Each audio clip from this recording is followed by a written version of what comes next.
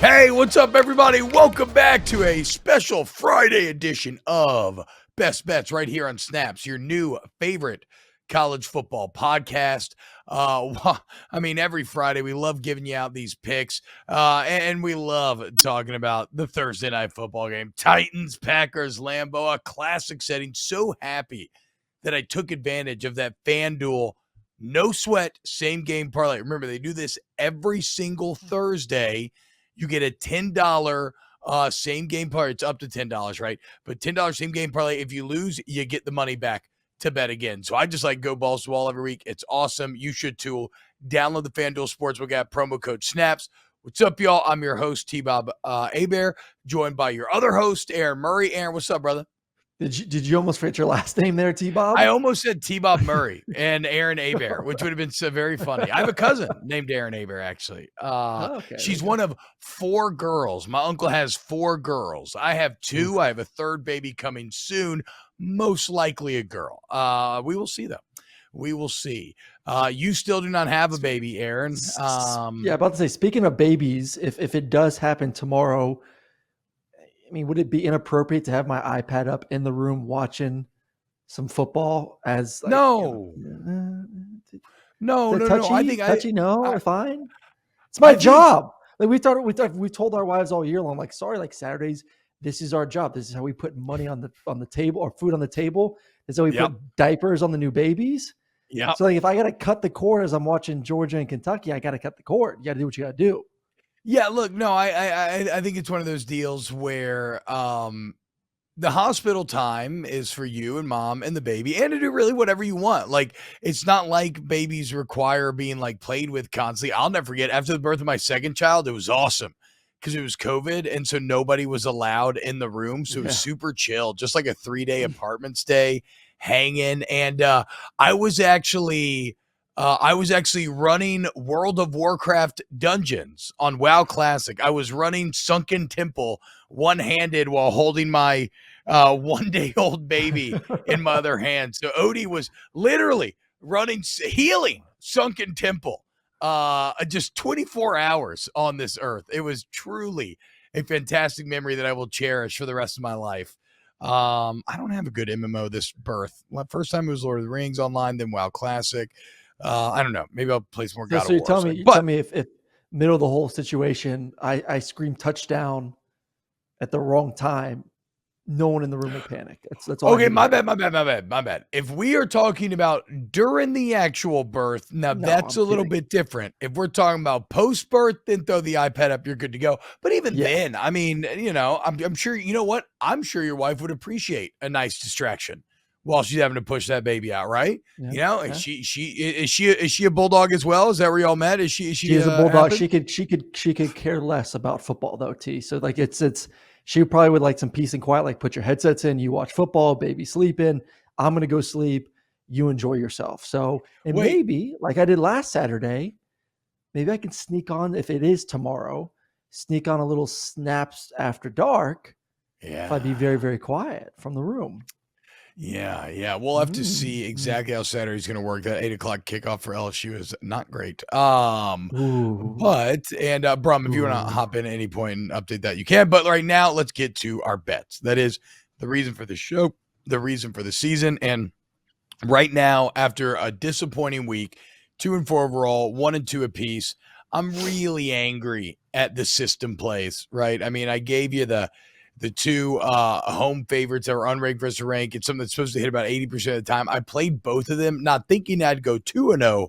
I even betrayed my UNC Tar Heels, thinking that I would at least go split him, and no, not at all.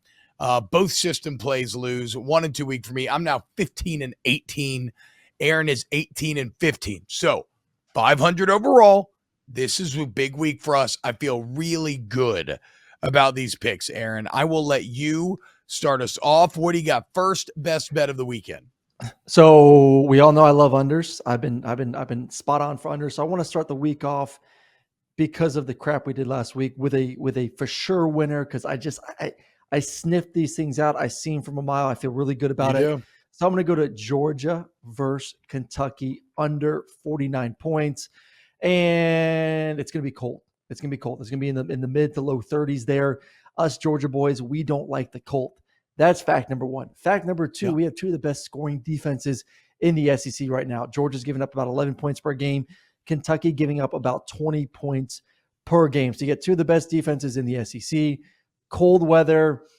While I love Georgia's offense, I hate Kentucky's offense. Kentucky's offense is abysmal going against that Georgia defense. I just don't see them having success moving the ball down the field. It ain't going to happen at a regular clip. So I feel like Georgia's going to have their way on defense. I also think Georgia on offense may have some times of struggle early in the game. You're on the road. It's going to be we'll see if Kentucky fans show up. I think they will because the number one team in the country is there. I think you're going to see a team that is extremely pissed off after losing to Vanderbilt because that was embarrassing. Like I think everyone in that locker room is extremely embarrassed about the outcome of what happened last week. I anticipate them playing maybe their best game because this could be their season. Like, yeah, you lost the worst team in the SEC, but guess what? Now you have the opportunity the next weekend to maybe beat the best team in the country. So they're going to come out playing their best game at home. Last home game of the season, feeling good there, cold weather. So I think you throw all that in there. I think it's going to be a low-scoring game, a kind of grounded out, pounded out, ball control game. And honestly, if you look at Kentucky this year, I feel like every time I bet the under when Kentucky's playing, I hit big time because they slow the tempo down. They essentially eliminate possession from both teams. They're in absolutely no hurry to score themselves. And anyways, they don't score a lot of points in the first place. So under big time, Georgia, Kentucky under 49. Yeah, for the most part, Kentucky unders, Mizzou unders been hitting this year. And just as Aaron's bookie, I can tell y'all, our boy's got a pretty big one on this, okay? So he's feeling very strongly about it. He got a nice little, won't tell the wifey about that, but he's got a nice little chunk of change on this one coming up on Saturday. All right, my first best bet of the week. Stole this one from right under your nose, Aaron, in our snake draft, and it's Ole Miss -2.5 at Arkansas. Obviously, Arkansas just battling LSU. KJ Jefferson didn't play. Could be back. Even then, what's his kind of form? It sounds odd given what LSU did to Ole Miss, but in a lot of ways, I trust the consistency of the Ole Miss offense more than I do the LSU offense. I think Barry Odom put together a masterful plan against Jaden Daniels and Denbrock. I think he's going to struggle to replicate that for a second week in a row. This to me feels like a lesser version of that A&M spread that we're all like, why is Ole Miss only favored by 2.5 here? Now, granted, that game ended by 3. It really probably shouldn't have. Whatever. I think with Ole Miss right now, the allure of 10-win regular season for the second time in school history and second year in a row is right there in front of him. It's a ton of motivation. The only question that I maybe have is all this lane talk, like, which way does that push the players? Does it push the players to going harder and locking in more, or are they going to be a little distracted, a little pissed? Because I've kind of seen that firsthand. Still, I just think Ole Miss is better than Arkansas. Like I said, I don't think you're going to be able to stop that offense. Give me Ole Miss -2.5. By the way, you might as well call me the road dog this week. Or excuse me, the road favorite. Because I got 3 road favorites that I'm handing you out this week. Is probably a bad sign. Ole Miss -2.5 at Arkansas. Best bet number 2, Aaron Murray. I have to. I've been rolling all year. You and I are going to have a little bit of a side bet on this one as well. UCLA getting 2.5 points versus USC this weekend. The big Pac-12, the one that decides king of LA, and also, the opportunity to maybe knock the Pac-12 out of the playoff race if UCLA is able to win. I still like the Bruins. I know it was a bad loss last week.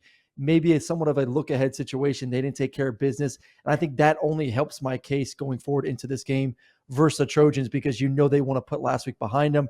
They want to go out there and dominate and essentially play spoiler in that conference. So they run the ball well. Charbonnet, DTR, going against one of the worst rushing defenses in the Pac-12. You even admit it. Like the Trojans are not very physical up front. They are not a good defense. And you're talking about the best rushing offense in the Pac-12, one of the best rushing offenses in the country. So I like that. And then flip it to the other side. USC missing their starting running back, Dye, out for most likely the season with a leg injury. I love Caleb Williams. I think if Caleb wins this football game and they find a way to beat Notre Dame, I think they can win the Pac-12. And to me right now, if I had to vote on the Heisman today, it probably would be Caleb Williams one. So I like him. I've unfortunately left the Trojan boy, and I don't want to be someone that jumps back into it because you give me a lot of shit about that. Pathetic. So I'm going to continue to ride with my Bruins right now. I'm gonna man up against you, and I think they're the better football team. Honestly, I think they're the more complete teams on both sides, and I think they're going to find a way to essentially eliminate possessions like Kentucky wants to do against Georgia. They're going to eliminate possessions against USC by dominating the offensive line, running the football, eating up the clock, and then just wearing down that defense for the Trojans. So give me UCLA getting 2.5 points at the biggest game in the Rose Bowl in the past, 10, 15 years, for goodness sakes. Sold out. They sold out a 90,000 seat stadium selling 70,000 tickets. Let's ride, dude. Obviously, I am going with La Petite Trojan boys. I have not bailed, unlike you. Their offensive line remains awesome. Make no mistake. What's the over-under on this game? 75.5? Ooh, it's up there. If I actually don't. I was going to say, I can't bring myself to play the over. Yeah, no, I can't. I can't bring myself to play the over there. Let's do this, Aaron. As far as our side bet, I won 50 off of you last week with TCU. Let's let it ride. Let it ride. Right. You can pay me 100 after this next weekend. Except I want even odds just to pick them. Whoever wins wins. Because remember, the spread was 7 last week. I gave you 3 points last week. I gave you 3 points last week, Aaron Murray. Don't freaking lie here. The Vegas spread was 7. And I gave you TCU TCU plus 4. Okay. Can confirm. So I gave you 3 points. You're giving me 3 points here. Let Brum make a decision here. Brum, should I get some points? No, pick him straight up. I'm ruling pick him. I have spoken. Yeah. Okay. Yep. There we go. Bam. Listen. I actually put money on the money line for UCLA. That's how confident I am in my Bruins. Are you really that confident, or are you just doing it out of principle at this point? Like, I don't know. Mostly principle, but I am confident, but a little bit of principle too. I would say about 60-40 confidence to principle. Thank you for giving the percentage breakdown of your confidence in principle. Wow, I'm much more intimidated about the game now. My second best bet of the week. You know what? If it works once, let's let it ride. Let's do it again. Tennessee covers the huge number against Mizzou, making it look easy last week. Now, they were in Neyland, which certainly helps, but they showed you that Josh Heupel is going to pour it on at the end of this season. Heupel wants to make sure that you remember his name when it comes to playoff selection time. There is a 0% chance that Spencer Rattler and company can keep up. I do love the South Carolina setting, but Tennessee minus a 21.5. Let's do it again, volunteers. Give me Tennessee minus the big 21.5. On the road in conference. Man, that is a massive number on the road. Oof. Good luck to that. Mizzou's defense is much better than South Carolina's, and they covered easily there. This is true. This is very true. But the game was in Neyland, not on the road. So that's fair. But I mean, let's talk about what point, dude. Is it a night game too? Is it a night game? It's a night game at South Carolina. All right, T-Bob. Good luck. Good luck is all I'm saying, my friend. All right, my last best bet of the weekend, LSU. LSU. Hey, I'm about to bet on your Tigers here, so let's take it down a notch. All right, LSU minus 14.5 versus UAB. Listen, last weekend, Arkansas, you just beat Alabama the week before that. There was a chance of some sort of hangover. You saw it. Arkansas played the best game of the season on the defense. They're finally healthy on that side. And I think LSU right now kind of bounces back, obviously, on the offensive side of the football. I think they do take advantage of against a lesser opponent. UAB has some good stats on the defense side of the football. It's a different caliber of athlete for what LSU has compared to what UAB has on both sides of the football. So I like that. I like the bounce back. And I do think that there is a sense of, hey, guys, we are somewhat in control of our own destiny. Like if we win, you beat UAB, we beat A&M. And then if we beat Georgia, there's a lot of talk about, hey, can LSU make it into one of the Final Fours into the playoff? I think if you want the committee and you want the country to view you as a playoff contender, as a legitimate team, you can't only just win games like this, but you have to dominate. Like you got to put your foot on their throat and you got to beat them by 17 plus points. Like you got to cover. We always say good teams win, great teams cover. You gotta dominate UAB in this situation right now. And plus, it's not like they're looking ahead to A&M. And yes, it's a rivalry game somewhat, so there is a little bit of that could happen. But it's not like A&M is some incredible team this year that you may get caught in this football game. Yeah. I think you come out focused on both sides of the football. I think they dominate UAB at home. Yeah, look, they have more than enough reason to focus in, right? I mean, as you pointed out, not only do they need to bounce back after last week offensively, but it's senior night, right? Like, you want to send these guys out in a good cause. Same way that Tennessee's trying to show out. You'd love to show out as well. So I don't have it in my best bets, but I do have my biggest monetary play of the weekend on it. So I hope you're right, Aaron Murray. And my third and final best bet of the week, again, I'm rolling with my guy, Mad Max. He ain't done me wrong yet. Vegas continues to fade him, continues to bail on the Horned Frogs. I get it. I'm not overly confident because Baylor, Kansas State whipped the hell out of Baylor 31-3 last week. This is not why I'm picking this game. I'm not picking this game because of Baylor. I'm picking this game because of TCU and the way that they found a way to win completely differently last week than they have been winning all season long. And it was in a way tougher environment than at Baylor. And it's one of those games too where I don't even really think there's going to be a letdown of any sort, simply because the offense, kind of like the LSU situation, is to be greatly motivated to get things back on track. So give me Mad Max Duggan and the Horned Frogs minus the 2.5 going to Waco. So there it is. I got you Ole Miss minus 2.5 at Arkansas, Tennessee minus 21.5 at South Carolina, and TCU minus 2.5 at Baylor. Road favorites rule the day. Aaron, what you got? All right, I got UJ versus Kentucky under 49. Woo, it's going to be cold. It's going to be chilly. Two great defenses. You know how I feel about them unders. UCLA plus 2.5, taking down the petite Trojan boys. And plus, I got a little side bet on this as well. So give me that money line. LSU minus 14.5 versus UAB. Time for LSU to step up, show the country why they do deserve to be in the top four. And it's not just winning the football game, but dominate the games you're supposed to dominate. And that starts tomorrow night there in Tiger Stadium. Hell yes. And never forget, the Pelicans are 3 games above 500 for the first time in 4 years. Let's go, boys. Vibes are immaculate going into this week. And you can bet all your NBA you want on the FanDuel Sportsbook app. Okay. They got great deals constantly. FanDuel Sportsbook app. Can you still use promo code SNAPS?